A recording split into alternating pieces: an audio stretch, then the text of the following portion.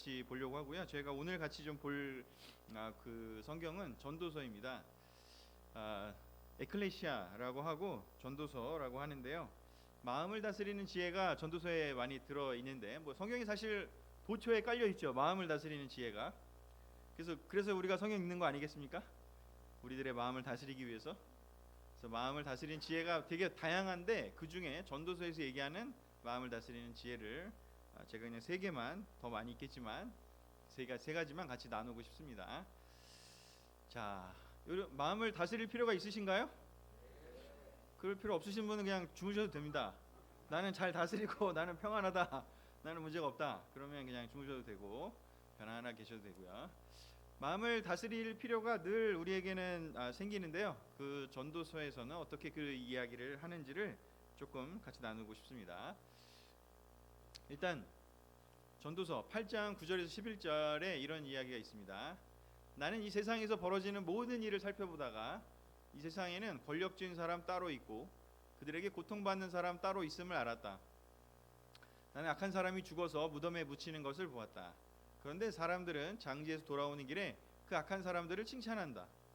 그것도 다른 곳이 아닌 바로 그 악한 사람들이 평소에 악한 일을 하던 바로 그 성읍에서 사람들은 그들을 칭찬한다. 이런 것을 보고 듣노라면 허탈한 마음 가눌 수 없다. 사람들은 왜 서슴지 않고 죄를 짓는가? 악한 일을 하는데도 바로 벌이 내리지 않기 때문이다. 일반적으로 전도서 그러면 이제 뭐 솔로몬이 작성했다 이렇게 얘기를 하기는 하는데, 사실 학자들의 생각은 조금 다른 부분도 있고요. 그리고 이제 이 전도서가 뭐 솔로몬이 한 얘기들 포함해서 이렇게 섞여서 전해져 내려오다가 지금의 전도서 형태로 출간된 시기는 BC 한 2세기, 3세기 정도로 생각을 하고 있습니다. 그 시대는 언제냐면 알렉산더 대왕이 이제 죽고 그리스가 나라가 4개로 나눠진 다음에 이스라엘 땅은, 팔레스타인 땅은 그 4개로 나눠진 그 상태에서 이집트를 통치하던 폼페이우스와 그다음에 그 시리아를 통치하던 그 나라가 있습니다. 거기에 2개의 나라가 각축을 하던 그 시대에 거기에서 이렇게 식민지 생활을 하던 그 시대에 출간이 되었다라고 얘기를 합니다. 그래서 사실 아시리아의 포로로 끌려가고 또 바빌로니아의 포로로 끌려가고 페르시아에 끌려갔다가 키루스 왕 때 겨우 좀 이렇게 복귀를 하긴 했지만, 그렇지만 이제 거기에서 와서 여러 가지로 이제 생활을 하는데 아직 독립한 건 아니거든요. 그러니까 더 혼란스러운 측면이 있는 거죠. 아직 페르시아가 지배했던 시기도 지나고 이제는 또 그리스가 통치하던 시기도 지나고 여러 세력들, 외세가 막 하다 보니까 우리로 따지면 뭐 일제 시대 때, 구한말 시대 때 뭐 친일파도 있고 친러파도 있고 친중파도 있고 뭐 친미파도 있고 막 이렇게 섞여 있을 때예요. 그러니 얼마나 이게 혼란스럽겠습니까? 사회가 굉장히 혼란스러울 때 이 전도서가 출간이 되었다라고 사람들에게 이렇게 퍼블리시, 지금의 모양으로 출간이 되었다. 그래서 여기 보면은 전도서를 읽다 보면 되게 허무하다, 이게 뭐냐, 뭐 다 뭐 별 차이 없네, 헛되다, 뭐 이런 얘기 많이 나오잖아요. 그래서 여기 나온 것도 보면은 뭐 돈 받는 권력 있는 사람 따로 있고 고통받는 사람 따로 있고, 그러니까 정의가 제대로 행해지지 않고 뭔가 뒤죽박죽인 그런 상황을 지금 얘기하고 있습니다. 그런데 왜 사람들이 이렇게 정의가 바로 세워지지 않고 이렇게 이권에 왔다 갔다 하고 권력에 왔다 갔다 하고 자기 마음에 그냥 드는 대로 왔다 갔다 이렇게 하면서 살까를 얘기를 할 때, 여기 마지막에 뭐라고 얘기를 하냐면 이 전도서를 쓴 그 사람은 뭐라고 얘기를 하냐면 하나님이 문제다라고 얘기를 하는 거예요. 아니, 악한 일을 하는데도 바로 벌을 안 내리시니까 하나님이 이런 모든 일이 생기는 거라고 얘기를 하는 거죠. 전도자가 살던 시대, 굉장히 여러 가지로 이렇게 힘든 그런 시대였습니다. 전도서가 나오던 그 시대가 우리가 사는 시대와도 뭐 그렇게 차이 나는 것 같지는 않은 측면도 있고요. 물론 다른 측면도 있고. 그래서 이런 혼란스러운 시대를 사는 상황에서 도대체 어떻게 내 마음을 올바르게 바로잡아야 될까를 고민하던 사람이 이것을 솔로몬의 지혜를 포함해서 엮어서 출간을 했다고 볼 수가 있습니다. 전도서가 나오기 전까지의 시대는, 성경의 시대는 잘 생각해 보면요, 그냥 인과응보하고 사필기정밖에 없던 시대예요. 가치관이. 그냥 대표적으로 성경만 봐도요, 신명기를 비롯해서 그냥 쭉 앞에 내려오는 모든 이야기들은, 다윗의 이야기, 모세, 다윗의 이야기들 잘 보면 그냥 하나님 말씀 열심히 잘 믿고 잘 따르고 살면 복 받을 거고, 땅을 얻을 거고, 자녀를 축복받을 거고, 모든 일이 잘 될 거다, 이렇게 돼 있죠. 신명기 대표적인 예가. 그리고 하나님 말씀대로 안 듣고 이제 율법 안 지키고 이렇게 살면 벌 받을 거고 망할 거고, 그렇게 얘기를 하죠. 그리고 잠언도 대부분 그렇게 얘기를 합니다. 성경이 대부분은, 그리고 한 70% 80%는 사실 이 인과응보, 사필기정의 세계관 속에 있습니다. 그리고 우리도 그런 것들을 대부분 신뢰를 하죠. 그런데 이게 사회가 복잡해지고 막 발달하고 이러다 보니까 이제 꼭 그렇지만은 않다라는 것들을 생각하게 되는 거죠. 아까 본 것처럼 사람들이 막 악하게 지내는데도 오히려 막 그 사람이 칭송받아. 뭐 벌 받지 않고 계속 그 사람은 떵떵거리며 잘 살고, 분명히 저건 잘못됐는데 하나님 도대체 어디 계신 거지? 뭐 그런 생각이 드는. 그래서 그 잠깐 저를 좀 왼쪽으로, 감사합니다. 그래서 성경에 이 전도서와 욥기가 탄생한 시점이, 물론 이제 그 스토리는 더 오래된 스토리지만 이게 출간된 시기가 아까도 얘기한 대로 그 시기쯤이라는 겁니다. 그래서 모든 스토리나 모든 책이나 모든 내용은 어떤 그 시대적 배경에 의해서 등장하게 돼 있죠. 그래서 보면 욥기의 내용이 뭐냐면, 의로운 사람인데 왜 이렇게 고난을 받냐, 이런 내용이잖아요. 전혀 그 앞의 세계관하고는 너무나 달라요. 신명기 잠언의 세계관에는 의로우면 무조건 잘 돼야 되고요, 무조건 축복받아야 돼요. 근데 욥기가 얘기하는 거는, 뭐야, 살아봤더니 안 그렇네? 뭐야, 이거 왜 이렇게 달라? 하나님 말씀 안 맞는 게 맞네? 라고 이제 그 욥이 얘기하는 그런 내용들이 들어있죠. 그걸 이해하기 위해, 그런 현실을 이해하기 위해서. 또 전도서도 마찬가지입니다. 도대체 이 혼란스러운 상황 속에서 왜 이렇게 하나님은 아무 일도 안 하시는 것 같지? 도대체 이런 시기에 나는 마음을 어떻게 붙잡고 살아야 하지? 라고 이야기하는 책이죠. 너무 소중한 책이라고 저는 생각이 듭니다. 이 두 책이 있음으로 인해서 성경이 담고 있는 것은 그냥 삶의 한 일부분만, 대다수만이 아니라 그 부족한 한 몇 퍼센트의, 상당수의 그 부족한 부분, 삶에 실제로 벌어지지만 성경에서는 좀 다루지 못했던 내용들이 들어있다. 그래서 너무 소중한 책이다라고 얘기를 할 수가 있습니다. 그래서 이렇게 혼란스럽고 또 내 마음대로 안 되고 또 뭔가 의로운 그런 일들도 제대로 안 되는 것 같고, 뭔가 우리도 이렇게 여기 그 되게 몇십 년 동안 제자로 열심히 살아오시잖아요. 다 여기 지금 진짜 성실하시고 신실하시고 정말 제자로 열심히 사셨잖아요. 교회 예배 계속 오시고. 그럼 우리 다 사실은 신명기랑 잠언대로였으면요, 우린 다 부자여야 되고요, 우린 다 축복받아야 됐고요, 우리에게는 건강이 있고 아무 문제도 없어야 돼요. 그러신가요? 그랬으면 얼마나 좋을까요? 그렇죠? 근데 안 그런 세계가 존재한다는 거죠. 도대체 왜 그럴까? 그런 그 힘든 그런 시기에 이 전도자가 이 글을 쓰면서 생각하게 됐습니다. 그러면서 그가 깨달은 내용을, 이제 여러 가지 혼란스럽지만 그가 깨달은 내용을 이제 7장 29절 그리고 5장 20절에 이렇게 기록을 하고 있습니다. 같이 한번 읽어보겠습니다. 시작. 그렇다. 다만 내가 깨달은 것은 이것이다. 하나님은 우리 사람을 평범하고 단순하게 만드셨지만 우리가 우리 자신을 복잡하게 만들어 버렸다는 것이다. 하나님은 이처럼 사람이 행복하게 살기를 바라시니 덧없는 인생살이에 크게 마음 쓸 일이 없다. 이분이 고민을 했어요. 그러면서 깨달은 게 있다는데, 뭐냐면 이렇게 복잡하게 된 이유는 뭐냐면 사람들이 복잡하게 만드는 거죠. 그동안에는 그냥 다 합의해서 우리가 이게 옳아, 이게 문제가 없어라고 얘기해놨는데 어느 날 갑자기 그걸 막 파괴하는 사람들이 나타나고 막 이게 복잡하게 만드는 거죠. 그러면서 막 원래 당연한 거였는데 왜 이렇게 되지? 막 이렇게 혼란스러운, 저게 맞나? 있다라고 얘기하게 되는. 근데 그 전도자는 뭐라고 얘기하냐면 하나님은 원래 우리를 평범하게 단순하게 만들었대요. 여러분 단순하십니까?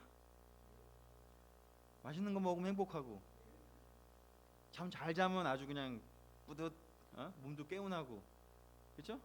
또 좋은 얘기 서로 나누고 하면은 또 기쁘고, 그죠? 우리를 되게 단순하게 만들었습니다. 그런데 사람들이, 여기 우리는 이제 사람을 얘기하죠. 사람들이 자꾸 이 사람들이 많아지고 이 환경이 자꾸 점점 많은 도시가 많아지고, 사실 신명기나 그 전까지는 이렇게 그렇게 밀도가 높지 않은 세상이었는데 이제 제국이 등장하고 막 사람들이 이렇게 막 서로 이렇게 왕래를 많이 하고 이러면서 이게 정치가 복잡해지고 사회도 복잡해지고 이러면서 복잡하게 만들어 버렸다라는 것을 깨달았다고 얘기를 합니다. 시간이 지나면 뭔가 더 발전하고 뭔가 더 좋아지고 사회가 그냥 계속해서 진보해야 될 것 같은데 실제 그런가요? 이상하게도 저는 이 전도서의 구절이 정말 맞다는 생각이 듭니다. 왜 이렇게 점점 복잡해지는 것 같아요? 안 그렇습니까? 저는 요즘 너무 복잡해지는 것 같아요. 우리 분명히 70년, 80년, 그 90년하고 또 이 2000년, 2010년, 20년 점점 세상이 복잡해지는 것 같습니다. 인터넷이 발달하고 핸드폰이 막 더 보급이 많이 되면은 뭔가가 더 정의로워지고 뭔가가 사람 살기 더 좋아질 것만 같았는데 꼭 그런가요? 더 이름의 알고리즘 때문에, 아이고 죄송합니다. 그 알고리즘이라는 그것 때문에 자기가 생각하는 것들을 더 정보를 더 집중하게 되고 한번 잘못된 길로 빠져들어가 버리면 그냥 계속해서 그쪽 정보에 노출이 되면서 오히려 헤어나올 수 없는 지경에 빠지기도 하고 나 자신을 바꾸기가 더 어려워진 세상인 것 같아요. 복잡해지기가 더 쉬워진 것 같아요. 그래서 전도서 여러분들 제일 좋아하는 구절이 5장 20절과 같이 그런 구절들 아닙니까? 저도 그런 구절이거든요. 사실 하나님이 단순하게 만드셨기 때문에 그냥 우리를 행복하게 살기를 바라시고 이 인생 사는 동안에 만족하면서 하나님이 짝지어준 그 배우자와 함께 잘 먹고 행복하게 즐기면서 살아라. 그런 게 대부분 전도서 얘기지 않습니까? 이 혼란스럽고 힘든 시기에 전도자는 이 덧없는 인생살이에서 어떻게 하면 더 이것을 잘 즐기고 잘 마음을 다스릴까에 고민을 많이 했던 것 같습니다. 여러분들은 전도자가 얘기한 것처럼 덧없는 인생살이에 행복하게 잘 즐기면서 잘 지내고 계시죠? 그러니까 여기 오신 거 아닐까요? 네, 그렇다고 좀 해주세요. 너무 이렇게 기준을 높게 하지 마시고 여러분 정도면 행복하게 사시는 거예요. 네, 아니라고 하지 마시고. 네. 자, 그래서 전도자가 이 복잡한 상황 속에서 자기 마음을 다스리기 위해서 몇 가지 얘기를 했는데 그 중에 저는 이게 기존에 봤던 그런 내용 말고 몇 가지 얘기를 하도록 하겠습니다. 첫 번째요, 이 혼잡하고 막 여러 이 제국의 시대, 인류 역사상 처음으로 글로벌화된 때가 바로 이 전도서가 출간된 때거든요.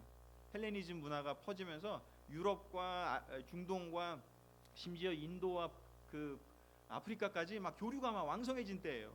그러니까 막 옛날에는 그냥 자기 동네 사람들하고만 살았는데 이제 막 유럽에서도 몰려와, 뭐 인도에서도 와, 저기 뭐 이란, 이라크에서도 와, 또 아프리카에서도 와. 그냥 사람들이 막 여러 가지 얘기를 하니까 그 시대가 얼마나 다양성의 시대였겠습니까? 지금의 시대의 거의 최초의 모델이라고 생각할 수가 있습니다. 그때 전도자가 뭐를 해야 되냐고 얘기를 하냐면 전도 7장 21절 같이 한번 읽어볼까요? 시작. 남들이 하는 말에 마음을 쓰지 말아라. 자칫하다가는 내 종이 너를 욕하는 것까지 듣게 된다. 너 또한 남을 욕한 일이 많다는 것을 너 스스로 잘 알고 있다. 너도 잘 욕하잖아. 그러니까 누가 너한테 뭐라 그래도 그냥 넘어가. 그렇게 얘기한다고 저는 생각이 듭니다. 남들이 하는 말에 진짜 마음을 쓰지 말아라. 이 얘기를 왜 할까요? 마음을 엄청 쓰는 시대라는 거예요. 이제 막 글로벌해지고 막 왕래 많고 무역이 많아지고 사람들 막 복잡해지는데 이거 어느 장단에 맞춰야지 하면서 사는 시대였으니까요. 성경에 이렇게 뭐 하지 마라 그러면 그거 많이 했다는 그런 걸 반증하잖아요. 그래서 여기 보면은 전도자가 얘기합니다. 그런 거 신경 쓰지 마라. 지금 여러분들 너무 그런 거 신경 쓰는데 그런 거 신경 쓰지 말고 하나님의 음성에 자꾸 신경 써야 된다. 자꾸 하나님의 목소리에 신경 써야지 남들이 막 이렇다 저렇다 하는 것에 자꾸 신경 쓰면 혼란스러울 거다라고 얘기를 하고 있고, 그리고 너도 남들에 대해서 막 이러쿵저러쿵 얘기하는데 그리고 그런 거에 민감하게 이렇게 반응하지 마라고 얘기를 하고 있습니다. 이런 거 좀 필요한가요? 물론 우리가 회사도 다녀야 되고 뭐 또 여러 관계 속에 살기 때문에 남들이 하는 얘기 들어야 되죠. 하지만 뭐 그거를 아예 그냥 듣지 말고 막 산에 가 살라는 얘기는 아니잖아요.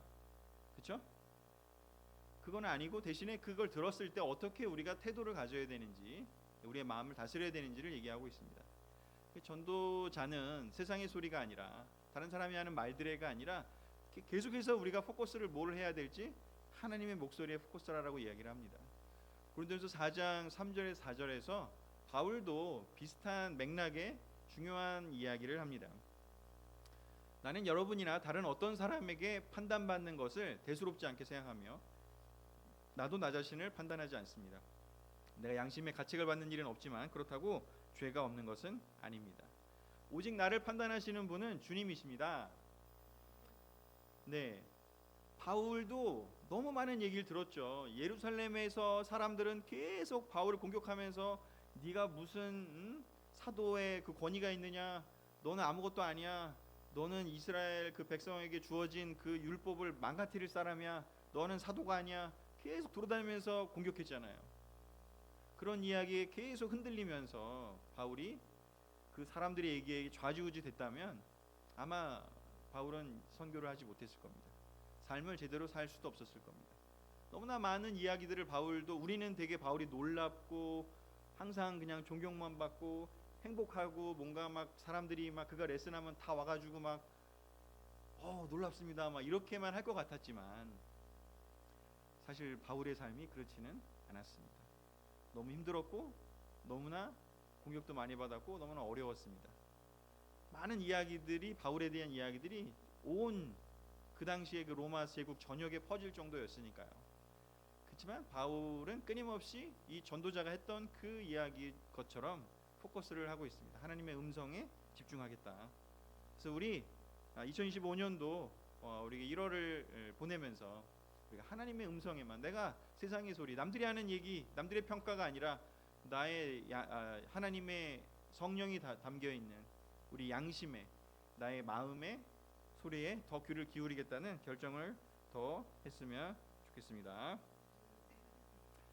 자, 두 번째는요, 전서 7장 그 뒤에 8절 9절에 이런 이야기가 있습니다. 같이 한번 또 읽어보겠습니다. 시작. 일은 시작할 때보다 끝낼 때가 더 좋다. 마음은 자만할 때보다 참을 때가 더 낫다. 급하게 화내지 말아라. 분노는 어리석은 사람의 품에 머무는 것이다. 새해가 시작돼서 15일이 지났습니다. 일을 시작하신 게 있습니까? 끄덕이시는 분도 있고, 난 이제 나이가 들어서 이제 뭘 결정하지도 않고 그냥 똑같이 지낸다, 그럴 수도 있고요. 사실은 자, 어떤 일을 시작할 때보다 끝날 때도 좋고 또 참을 때가 더 낫고, 뭔가 시작할 때는 의욕적으로 하는데요, 뭔가 이렇게 끝을 못 맺는 경우도 많고요. 그죠? 또 마음이 막 이렇게 자만한 마음, 교만한 마음이 들어서 막 내가 막 마음대로 안 될 때 뭔가 어떻게 하고 싶은 마음들이, 내 뜻대로 뭔가를 막 해내고 싶은 생각들도 많죠. 하지만 그때 참을 때가 더 낫다고요. 그리고 급하게 화내지 말래요. 화를 낸다는 거는 하나님의 뜻을 이루는 게 아니고 내 뜻이 안 이루어질 때 그것을 빨리 이루기 위해서 사람들한테 어떻게 보면은 비언어적인 사인을 보내는 거죠. 나 화났어, 그러니까 내 말 들어, 이렇게 하면서 말은 안 하지만 그걸로 보여주는 거죠. 전도자는 얘기합니다. 그냥 이렇게 너무 감정에 이렇게 이끌려서 살지 말라고. 분노는 어리석은 사람의 품에 머문다고. 급하게 화내는 것은 어리석은 걸 증명해 주는 거라고 얘기를 하고 있습니다. 그래서 내 감정에 이끌리지 않고 하나님의 뜻을 생각하라고. 뭐 앞에 나온 거랑 비슷한 맥락이지만 내 감정이 중요해지는 그런 경우들이 점점 많잖아요. 크리스천 삶을 오래 살고 뭔가 말하자면 수련, 단련, 제자 훈련 뭐 이런 거 하면은 감정에 더 내 감정을 더 잘 컨트롤하고 내 마음을 더 잘 이렇게 훈련할 수 있을 것 같은데 그런가요? 그런 면도 있고 또 여전히 안 되는 것도 있죠. 그래서 더 우리가 훈련해야 될 것들이 끊임없이 뭐 죽을 때까지 해야겠죠, 사실은. 이걸 완전히 어떤 경지에 오를 수는 없겠죠. 그래서 그 뒤에 8절 9절 다음에 13절하고 또 8장 6절에 이렇게 하지 않기 위해서 전도자가 계속 강조하는 게 뭐였냐면 바로 하나님의 뜻을 생각하라는 겁니다. 하나님이 하시는 일을 생각하라고요. 하나님이 하신 일을 생각해 보아라. 하나님이 구부려 놓은 것을 누가 펼 수 있겠는가? 근데 우리는 사실은 하나님 안 보이잖아요. 그리고 하나님이 뭔 생각하시는지 생각이 바로바로 안 들죠. 그냥 하나님이 구부려 놨는데 나는 그것도 모르고 계속 그것을 내 마음대로 하려고 하다 보면 하나님은 무슨 수로 이겨요? 안 되죠. 그렇죠? 그래서 하나님의 일을 생각하라고 얘기를 합니다. 우리가 비록 장래일을 몰라서 크게 고통을 당한다 해도 모든 일에는 하나님이 정해놓은 그 알맞은 때가 있고 또 알맞은 방법이 있다라고 얘기를 합니다. 제가 이제 뭐 틴들하고 지금 벌써 만 8년을 보내고 이제 9년째를 보내고 있는데요. 저는 저 말을 참 좋아합니다. 일을 시작할 때보다 끝날 때가 좋다고. 매년 신입생을 받고 매년 졸업을 시킵니다. 시작을 어떻게 하는 거 시작할 때는 너무 좋은데 제가 얘기했잖아요. 연초 되니까 너무 좋다고. 사실 매해 그래요 제가. 12월 되면 되게 힘들고 연초 되면 막 또 뭔가 활기차고. 근데 끝낼 때가 참 좋다고. 근데 끝낸다는 거, 잘 마무리할 수 있다는 거, 끝까지 갈 수 있다는 거, 그거 너무 어렵지 않습니까?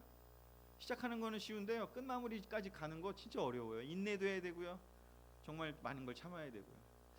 그래서 아이들 얘기를 잠깐 했지만 참 이렇게 그 중학생이 고등학생이 되고 또 고등학생이 또 대학생이 되는 그 아이들을 보면서 사람이 이렇게 어떻게 성장해가고 어떻게 변해가는지를 그걸 쭉 이렇게 보는 게 저한테는 너무너무 큰 기쁨입니다. 나이가 많이 들면 이렇게 한 8년 됐어도 크게 변하나요? 그죠? 근데 애들은요 6년 그 사이클 지나면요 여러분 보셔야 알지만 엄청 바뀌잖아요. 엄청 성숙해 있어요. 근데 그 성숙함의 상당 부분은 아이들이 성숙함의 상당 부분은 저는 거의 이런 생각이 좀 이지 않을까 싶어요.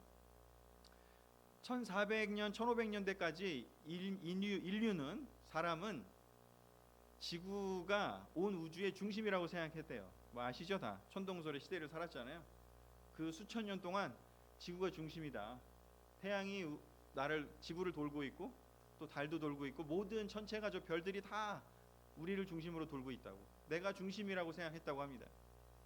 지구가 중심이던 세계관을 달리 말하면 또 나를 중심에 두는 세계관이죠. 인류가 어릴 때 또 사람도 어릴 때는요 끊임없이 나를 중심으로 생각하는 것 같아요.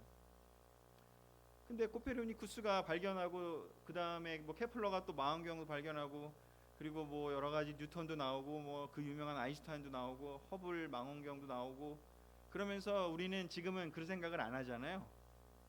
지구가 우주의 중심입니까? 지구는 아주 변두리에 있습니다.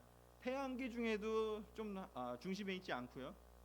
저기가 우리 지구가 있는 우리 태양계가 있는 우리 은하에서의 위치래요.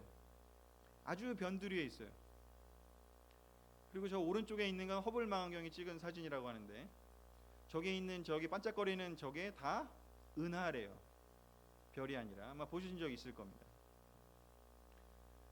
우리 은하 안에 갤럭시 안에 별이 몇 천억 개 이상이 있다고 얘기하고요. 그러한 은하가 온 우주에 조 단위 이상일 거라고 지금 과학자들이 얘기를 하더라고요. 상상이 되십니까? 근데 돌이켜보면 오히려 거꾸로 저렇게 우리가 태양계에서도 중심이 아니라 태양이 중심이고 또 은하에서도 우리 태양계는 또 지구는 저 변두리에 있고 또 온 우주 중에 이 우리 은하는 진짜 그 중에 아주 그냥 몇 조 중에 하나고 이렇게 작은 존재임에도 불구하고 근데 인류의 원리, 인간이 존재할 수 있는 원리라는 그 얘기를 하는 과학자들의 얘기를 들어보면 우리가 저렇게 아주 변두리에 있고 또 태양과 적절한 그 위치에 떨어져 있고 그리고 달이 와가지고 부딪혀가지고 그 달이 됐을 때, 그때 비로소 우리가 살 수 있는 그 최적의 환경이 주어졌대요. 인간이 살 수 있는. 하나님은 그렇게 만드신 거죠. 우리를 중심에 두지 않고도요, 우리가 변두리에 이렇게 있게 만들었어도요, 그랬는데도 불구하고 그 환경이 바로 우리가 존재하고 제일 행복하게, 제일 안정적으로 살 수 있는 환경이라는 거예요. 생명체가, 인류가 존재할 수 있는 환경이라고. 변두리에 있어도요, 하나님의 뜻이 임했기에 우리가 존재한다고요. 우리가 더 이상 중심이 안 있어도 된다는 뜻입니다. 세계관이요, 내 감정, 내가 온 우주의 중심에 있는 것 같은 게 바로 내 감정에 끌리는 거죠. 저도 굉장히 자주 그러고 어렵습니다. 근데 정말 하나님의 관점, 하나님이 온 우주를 만든 것처럼 그 내가 중심이 아니고 내가 변두리고 내가 아무것도 아니어도 되는 그 관점, 근데 그게 오히려 하나님의 놀라운 역사고, 그게 우리를 안전하게 살 수 있게 해주는 것이라면 우리는 우리의 생각을 더 겸손하게, 더 하나님 앞에 무릎 꿇고 더 우리 중심이 아니라 하나님 중심의 생각으로 변할 수 있지 않을까 싶습니다. 중학교 1학년 애들이 고3에 대해서 졸업을 합니다. 근데 진짜 자기가 중심인 애들로 들어오거든요. 근데 진짜 나중에 커서 바뀌어서 가요. 좀 생각해요. 삼촌 고마워요, 이런 얘기도 할 줄 알고, 내가 밥 살게요, 뭐 이런 얘기도 하고, 물론 돈은 저 부모님한테 받은 거겠지만 어찌됐건 그 전까지는 그냥 내가 원하는 건 이거예요. 교회 재미없어요. 왜 이렇게 설교가 길어요? 뭐 아니면 뭐 이거 해주세요, 저거 해주세요. 뭐 1학년 때는 뭐 말도 많고 뭐 마음에 안 들면 그냥 안 나와버리고. 근데 변하면서 점점 관계를 맺을 줄 알고 자기가 중심이 아니어도 서로 소통할 수 있는 사람이 되는 거죠. 그게 성숙한 거 아닐까요? 크리스찬 삶도 마찬가지 아닐까 싶습니다. 우리가 진짜로 성숙해진다는 것은 우리를 중심에 두는 것이 아니라 우리를 종의 자리에, 우리를 변두리의 자리에 놔도 하나님이 우리를 너무나 놀랍게 지키시고 돌보시고 사랑한다는 것을 의심하지 않을 수 있는 그 안정감이 있을 때 우리가 성숙해질 수 있지 않을까, 그런 생각을 해봅니다. 세 번째요, 전도서에서 또 많이 얘기하는 것이 즐겨라, 또 이렇게 기뻐해라, 뭐 헛되지만 그러니까 오히려 더 누려야 된다 라고도 얘기를 합니다. 그러면서 또 한 가지 얘기하는 게 뭐냐면 계속 씨를 뿌리는 얘기를 이 뒤쪽에 하고 있습니다. 그렇게 인과응보 같은 그런 것들이 잘 안 되더라도, 내가 보기에는 바로바로 이렇게 의가 올바르게 구현이 안 되더라도, 뭔가 이렇게 좀 더딘 것 같아도 전도자는 얘기를 합니다. 어차피 기억해야 된다. 그 혼란 속에 있지만 우리는 하나님이 컨트롤하고 계신 거를 우리는 믿어야 된다 라고 얘기를 합니다. 이 세상이 전부가 아니니까 하나님께서 반드시 올바르게 해결해 주실 거라고, 그걸 믿으라고 얘기를 합니다. 그러면서 아침에도 씨를 뿌리고 저녁에도 부지런히 일하라고 얘기를 합니다. 이걸 즐기되 그 다음에 씨를 뿌리는 일을 계속하라고 합니다. 어떤 것이 잘 될지, 이게 잘 될지 저게 잘 될지 뭐 아니면 둘 다 잘 될지 알 수 없는 게 인생이지 않냐. 헤벨이라는 말이 제일 많이 나오거든요. 이렇게 헛되다가 여기서 사용하는 헤벨이거든요. 이 헤벨의 뜻이 바로 이런 거예요. 알 수 없다, 이런 뜻이에요. 사실 헛되다라는 게 나쁜 뜻만 있는 게 아니에요. 그러니까 알 수 없다는 거예요. Beyond our description, 우리의 어떤 생각을, 우리의 거를 뛰어넘는다는 뜻이거든요. 모든 게 헛되다 하는 그 뜻이 뭐냐면 우리가 알 수 없다는 거예요. 그 전까지의 세계관은 우리가 알 수 있어라는 거예요. 그냥 이렇게 잘 살면 이렇게 돼라고 그냥 명징하겠다 얘기를 하는 그런 시대였다면, 전도자는 얘기를 합니다. 알 수 없어.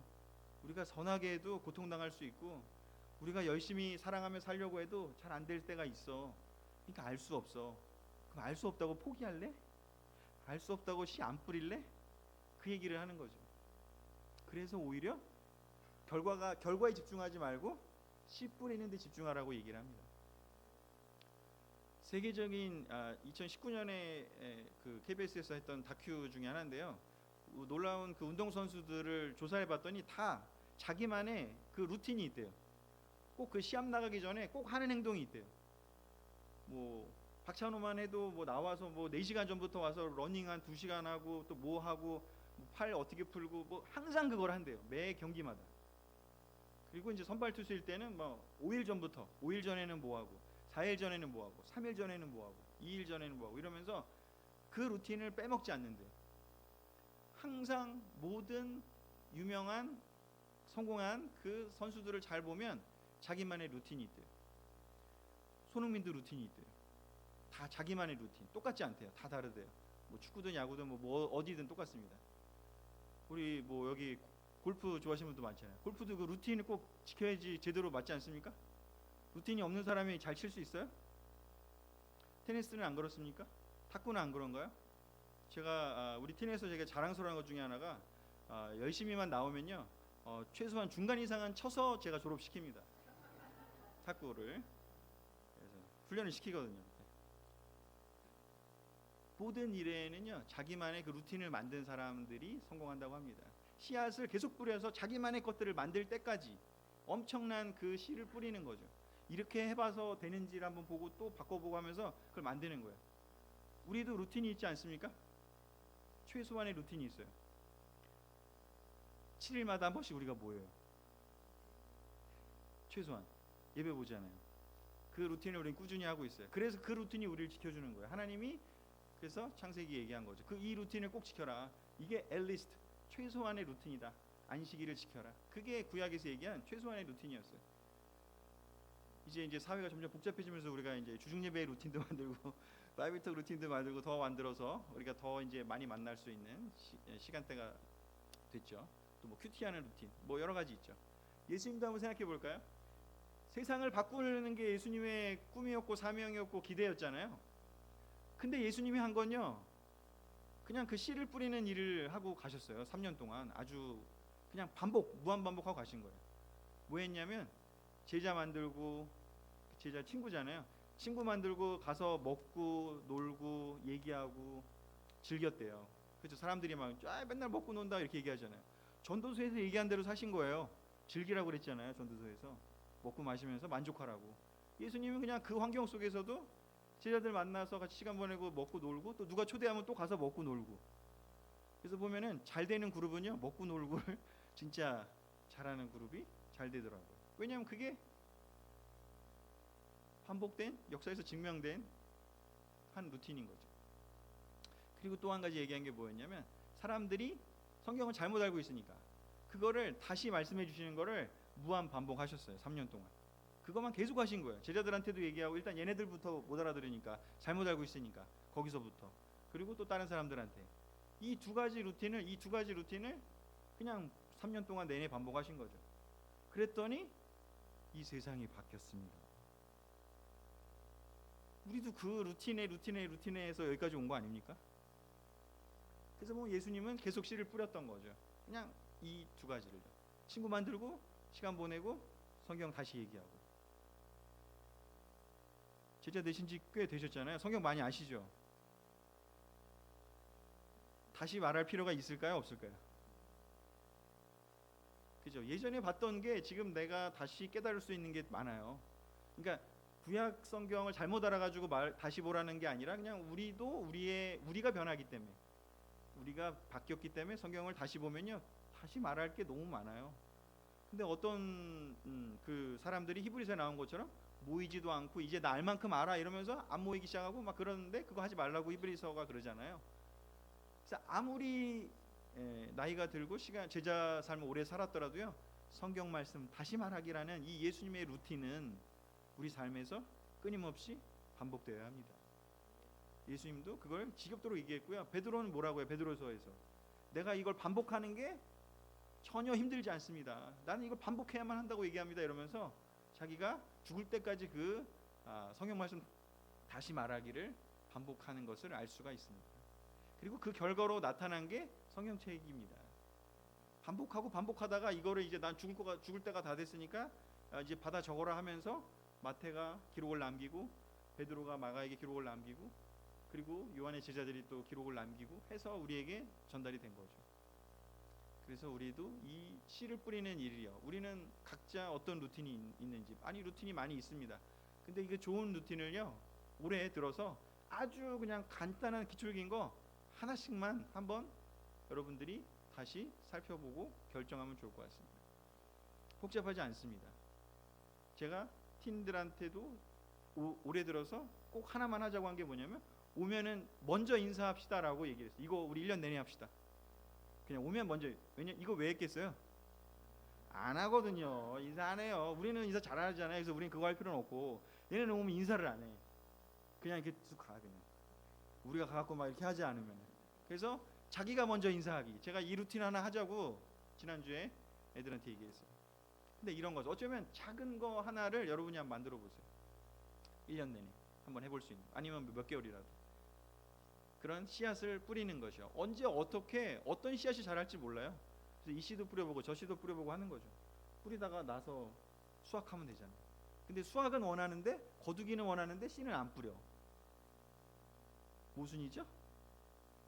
예전에 그래서 지난달에 현재가 저한테 시간 보내줘요. 저기 자기가 인턴을 하고 있는데 자기가 뭔가 이렇게 열매를 좀 맺고 싶다고 하더라고요. 그래서 제가 얘기했죠. 열매를 맺기 전에 식물을 보라고. 열매를 맺기 전에 뭐가 있냐고. 꽃이 피지 않냐고. 꽃이 없는 열매는 거의 없다고. 자연계에. 열매를 맺기보다는 꽃을 피우라고. 가장 기쁘고 행복하고 꽃을 피우라고. 그 얘기를 제가 한 적이 있습니다. 그랬더니 마음이 한결 가벼워졌대요. 그래서 가서 자기가 그냥 기쁘게 꽃을 피겠다고 얘기를 하더라고요. 아주 복잡하지 않습니다. 아까 제가 처음에 얘기했죠? 사람들은 복잡하게 만든다고. 하나님은 사실 우리를 단순하게 만들었다고. 우리를 점점 더 복잡하게 만드는 건 사탄의 계략입니다. 우리를 더 단순하게 영적인 것에 포커스할 수 있도록 우리 계속 씨를 뿌리는 그런 2015년 1월을 시작했으면 좋겠습니다. 말씀을 이 구절로 마치도록 하겠습니다. 전도서 3장 14절과 17절입니다. 같이 읽을게요. 시작. 이제 나는 알았다. 하나님이 하시는 모든 일은 언제나 한결같다. 거기에다가는 보탤 수도 없고 뺄 수도 없다. 하나님이 이렇게 하시니 사람은 그를 두려워할 수밖에 없다. 나는 마음속으로 생각하였다. 의인도 악인도 하나님이 심판하실 것이다. 모든 일에는 때가 있고 모든 행위는 심판받을 때가 있기 때문이다. 결국 전도자는 하나님께서 활동하시는 것 같지 않지만 그건 내 눈에 보기에 그런 거고, 긴 안목으로 보면 결국은 하나님이 다 처리하실 거라는 것을 고백하면서 이 전도서를 쓰고 있습니다. 우리도 또한 그런 하나님과의 관계 속에서 올 1월을 시작했으면 좋겠습니다. 기도하면서 마치도록 하겠습니다. 위대하고 놀라우신 하나님 아버지, 2025년